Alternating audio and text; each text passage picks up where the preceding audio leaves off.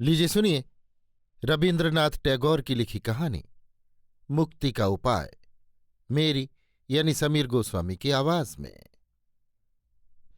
फकीरचंद बचपन से ही गंभीर प्रकृति के आदमी थे। वृद्ध समाज में वे हमेशा जंच जाते। ठंडा पानी, ओस और हंसी मजाक उन्हें बिल्कुल न सुहाता था। एक तो गंभीर, फिर वर्ष में लगभग 12 महीना मुखमंडल के चारों तरफ काला ऊन का गुलूबंद लपेटे रहते, जिससे वे बहुत ही ऊंचे दर्जे के आदमी मालूम पड़ते। इसके अलावा बहुत ही कम उम्र में उनके ओष्ठ, अधर और ठोड़ी दाढ़ी मूछों से बहुत ज्यादा ढक जाने के कारण तमाम मुंह पर ऐसा कोई स्थान ही न रह गया जिसमें से हंसी निकलती। स्त्री हेमवती की उम्र कम है और उसका मन पार्थिव विषयों में पूरी तरह लगा हुआ है। वो बंकिम बाबू के उपन्यास पढ़ना चाहती है और पति की ठीक देवता के समान पूजा करके उसे तृप्ति नहीं होती।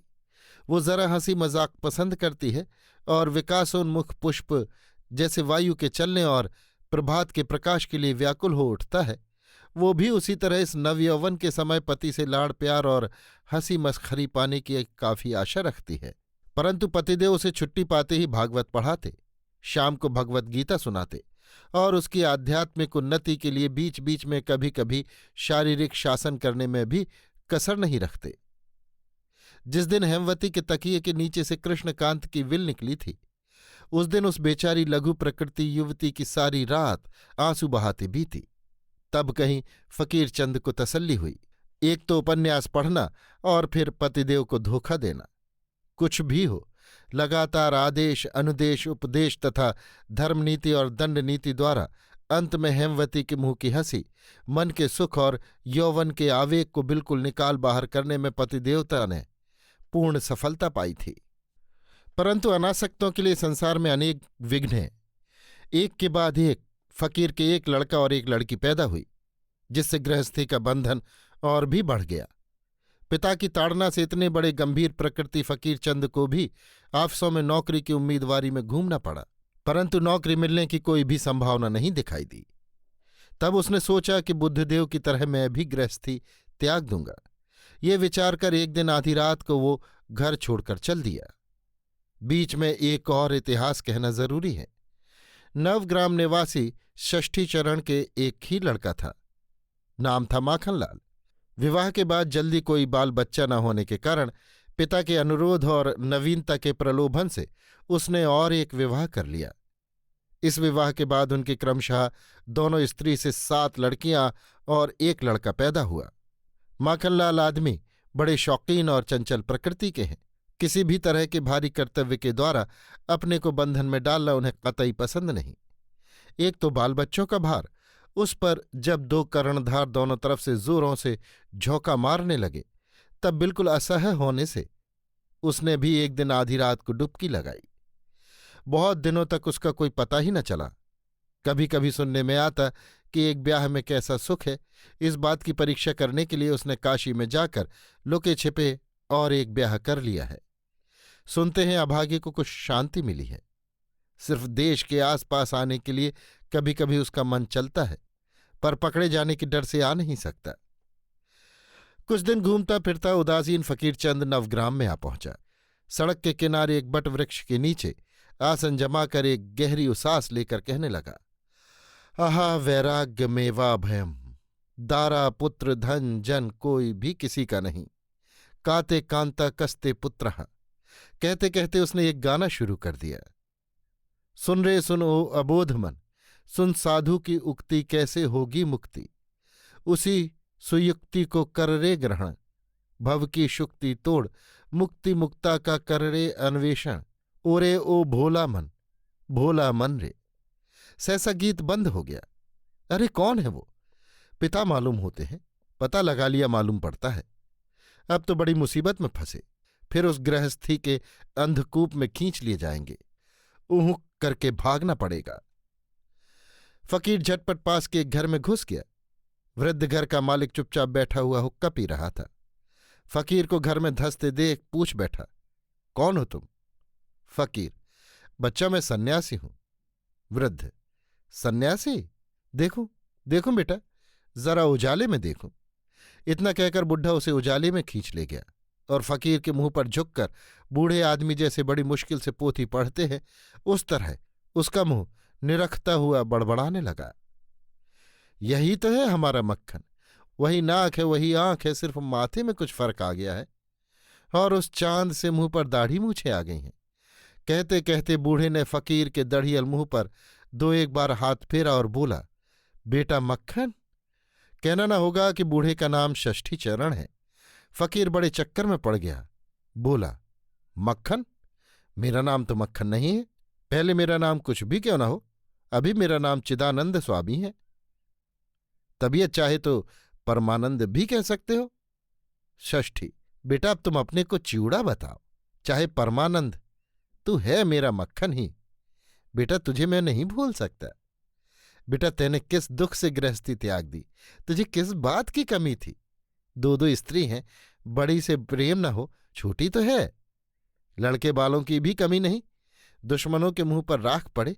तेरे 7 लड़की हैं, 1 लड़का है, और मैं बूढ़ा बाप हूं। मैं कितने दिन और जीऊंगा? सब कुछ तेरा ही बना रहेगा। फकीर सहसा चौंक पड़ा, बोला, कैसी मुसीबत है? सुनते ही डर लगता है। अब सारा माजरा उसकी समझ में आ गया। सोचने लगा, बुराई क्या है, 2-4 दिन बुढ़े का पुत्र बनकर ही यहां छिपा रहूं। उसके बाद पता न लगने पर बाप जब चले जाएंगे तब यहां से चलता बनूंगा। फकीर को चुपचाप देख बुढ़े के मन में कोई संदेह न रह गया। किसना नौकर को बुलाकर कहा, अरे ओ किसना, सबको जाकर कह तो आ, हमारा माखन लौट आया है।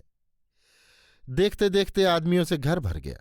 मोहल्ले के लगभग सभी लोगों ने कहा, वही तो है। किसी ने संदेह भी प्रकट किया, पर विश्वास करने के लिए लोग इतने व्यग्र थे कि संदिग्ध लोगों पर उन्हें बड़ा गुस्सा आने लगा, मानो वे जानबूझकर उनके रंग में भंग डालने आए हों, मानो वे मोहल्ले के 14 अक्षर के प्यार छंद को 17 अक्षर का बना बैठे हों। किसी भी तरह उनका संक्षेप हो जाने पर मोहल्ले के आदमियों को आराम मिले। वे ना तो भूत मानते हैं, न ओझा को बुलाते हैं। ताज्जुब की कहानी सुनकर जबकि सब दंग हो गए हैं, तब वे प्रश्न छेड़ते हैं। इन लोगों को एक तरह से नास्तिक कहना चाहिए। अरे तुम भूत पर विश्वास करो चाहे मत करो, उससे कुछ बनता बिगड़ता नहीं, पर बूढ़े बाप के खोए हुए लड़के पर भी विश्वास न करना, ये तो बड़ा हृदयहीनता का काम है। कुछ भी हो, सबकी जब डांट लगी तो संशयकारियों का दल चुप हो गया। फकीरचंद की अति भीषण अटल गंभीरता पर जरा भी ध्यान न देकर मोहल्ले के लोग उसे घेर बैठे और लगे कहने, ओफो, अब आप ऋषि बन गए हैं, तपस्वी हो गए हैं। हमेशा से तो यार दोस्तों में छनती रही, आज अचानक महामुनि जमदाग्नि बन बैठे। भाई क्या बात है। उन्नत चेता फकीर को ये बात बहुत ही बुरी लगी, पर क्या करता, सहनी पड़ी। एक आदमी बिल्कुल ऊपर आकर बैठ गया, बोला, अरे मखना, तू तो बिल्कुल काला था रे, गोरा कैसे हो गया? फकीर ने जवाब दिया, योगाभ्यास से। सबने कहा, देखा योग का कैसा प्रभाव है। एक ने कहा, इसमें आश्चर्य ही क्या, शास्त्र में लिखा है, भीम ने जब हनुमान की पूंछ पकड़कर उन्हें उठाना चाहा तो किसी भी तरह न उठा सके। ये कैसे हुआ? ये भी तो योग बल था भाई। ये बात सबको माननी पड़ी। इतने में षष्ठी चरण ने आकर फकीर से कहा, बेटा एक बार घर के भीतर हो आओ। अभी तक ये बात फकीर के मस्तिष्क में उदित न हुई थी। सहसा बिजली सी माथे पर पड़ी। बहुत देर तक चुप रहकर मोहल्ले वालों के अनेक अनुचित हंसी मजाकों को हजम करके अंत में बोला, बच्चा मैं साधु हो चुका हूं, अब मैं घर में नहीं घुस सकता। षष्ठी चरण ने मोहल्ले के लोगों को संबोधन करके कहा, तो जरा आप लोगों को तकलीफ करनी होगी, बहू बेटियों को यहीं लिए आता हूं, वे बड़ी व्याकुल हो रही हैं। सब उठ गए। फकीर सोचने लगा, इसी मौके पर मारूं एक दौड़, यहां से भाग चलूं, पर रास्ते में जाते ही मोहल्ले के लोग कुत्ते की तरह पीछा करेंगे। ये सोचकर बेचारे को बेबसी से वहीं बैठा रहना पड़ा। जो ही माखनलाल की दोनों स्त्रियों ने प्रवेश किया, त्यों ही फकीर ने उन्हें सिर झुकाकर नमस्कार करके कहा, माता, मैं तुम लोगों की संतान हूं। उसी क्षण में फकीर की नाक के आगे खड़ुआ पहने हुए एक हाथ खड़गे की तरह खेल गया और फूटे कांसे की तरह एक आवाज उठी, अरे मुंह जले लोकटा, तेने मां किससे कहा? साथ ही और एक कंठ ने और भी 2 स्वर ऊंचे मोहल्ले को कपाते हुए गरज कर कहा, तेरी फूट गई है क्या? दिखता नहीं, तुझे मौत भी नहीं आती। अपनी स्त्री के मुंह से ऐसी मुहावरे की भाषा सुनने का वो आदी न था, इसलिए अत्यंत दीनता से फकीर ने हाथ जोड़कर कहा, आप लोग गलत समझी हैं। चलिए मैं उजाले में खड़ा होता हूं, जरा मुझे पहचानिए तो सही मैं कौन हूं। पहली और दूसरी ने पारी पारी से कहा, बहुत देख चुकी हूं, देखते देखते आंखें घिस गई हैं। तुम नन्हे से लल्ला नहीं हो, आज नए पैदा नहीं हुए हो। तुम्हारे दूध के दांत टूटे जमाना गुजर चुका। अरे तुझे मौत भूल गई है तो क्या मैं भी भूल जाऊंगी? ऐसी एक तरफा दाम्पत्य वार्ता कब तक चलती, नहीं कह सकते। कारण फकीर बिल्कुल वाक शक्ति रहित होकर सिर झुकाए खड़ा था। इतने में अत्यंत कोलाहल सुनकर और सड़क पर भीड़ जमते देख षष्ठीचरण ने घर में प्रवेश किया। बोले, इतने दिनों तक हमारे घर में सन्नाटा बीत रहा था, बिल्कुल सन्नाटा रहता था। आज मालूम होता है कि माखन हमारा लौट आया है। फकीर ने हाथ जोड़कर कहा, महाशय जी, अपनी पुत्र वधुओं के हाथ से मुझे बचाइए। षष्ठी, बेटा बहुत दिन पीछे आए हो, इसी से जरा असह्य मालूम पड़ता है। अच्छा बेटी, तुम लोग अभी जाओ। बेटा माखन तो अभी यहीं है, उसे अब किसी भी तरह नहीं जाने दूंगा। दोनों ललनाएं विदा हो गईं। फकीर ने कहा, महाशय जी, आपका पुत्र क्यों गृहस्थी छोड़ गया है, इसका मैंने पूरा पूरा अनुभव कर लिया है। आप मेरा प्रणाम लीजिए, मैं चला। बूढ़े ने ऐसी जोर से रोना शुरू किया कि मोहल्ले के तमाम लोग समझ बैठे माखन ने बाप को पीटा है। वे हैं करते हुए दौड़े आए। सबने आकर फकीर को चेता दिया, ऐसा पाखंड यहाँ नहीं चल सकता, भले आदमी की तरह रहना होगा। एक ने कहा, ये परमहंस थोड़ी ही है, परम बक हैं बक, बगुला भगत। गंभीरता, दाढ़ी मूछ और गुलूबंद के जोर से फकीर को ऐसी बुरी भली कभी न सुननी पड़ती थी। खैर, कुछ भी हो, फिर कहीं भाग न जाए, इस आशंका से मोहल्ले के लोग चौकन्ने रहे। स्वयं जमींदार ने षष्ठीचरण का पक्ष लिया। फकीर ने देखा ऐसा कड़ा पहरा बैठा है कि बिना मरे वहां से निकलना ही मुश्किल है। वो अकेला घर में बैठा हुआ गीत गाने लगा, युक्ति सुन साधु की रे, बचेगा कैसे भव बंधन से। सुन के युक्ति ग्रहण कर उसको, मन में हो निश्चिंत। कहना न होगा कि इस गीत का आध्यात्मिक अर्थ क्षीण हो चला है। ऐसे तो किसी तरह दिन कट भी रहे थे। इतने में एक आफत और आ पड़ी। माखन के आने की खबर पाते ही दोनों स्त्रियों के मायके से साले और सालियों का एक झुंड और आ पहुंचा। आने के साथ उन लोगों ने सबसे पहले फकीर की दाढ़ी मूछें नोचना शुरू किया। कहने लगी, ये तो सचमुच की दाढ़ी मूछ नहीं है, भेष बदलने के लिए गोंद से चिपका ली है। नाक के नीचे की मूछ पकड़कर लगी खींचने। अब तो बेचारे फकीर चंद जैसे अत्यंत महान पुरुष के लिए अपने माहात्म्य की रक्षा करना कठिन हो उठा। इसके सिवा कानों पर भी काफी आफत थी। एक तो मलकर, दूसरे ऐसी ऐसी भाषाओं का प्रयोग कर कि जिसके सुनने से बिना मले ही कान लाल हो उठे। इसके बाद उन लोगों ने फकीर को ऐसे ऐसे गीतों के नमूने सुनाए कि आधुनिक बड़े बड़े नए पंडित भी उनकी आध्यात्मिक व्याख्या करने में हार मान जाए। सोते वक्त बेचारे के गालों पर स्याही और चूना पोत दिया गया। खाते वक्त कसारू के बदले घुइयां, नारियल के पानी के बदले हुक्का का पानी, दूध के बदले पिठी के धोवन देने की तैयारियां की गईं। पटा के नीचे सुपारी रखकर मजे की पटक खिलाई, पूंछ बनाई और सैकड़ों प्रचलित तरकीबों से फकीर की अब्रभेदी गंभीरता की अच्छी तरह मरम्मत की गई। फकीर चंद गुस्से में आकर, लाल पीला होकर, झुंझलाकर, चिल्लाकर किसी भी तरह उपद्रवकारियों के मन में भय का संचार नहीं कर सका। उल्टा सबों के सामने भौंदू बुद्धू बनाया गया। इसके सिवा दरवाजे की ओट में से एक मीठे गले की कहकहादार हंसी कभी कभी उसके कानों में पड़ती। वो कुछ परिचित सी मालूम देती। उससे मन और भी दूना अधीर हो उठता। परिचित कंठस्वर पाठकों से छिपा नहीं है। इतना कह देना काफी होगा कि षष्ठीचरण किसी नाते से हेमवती के मामा लगते हैं।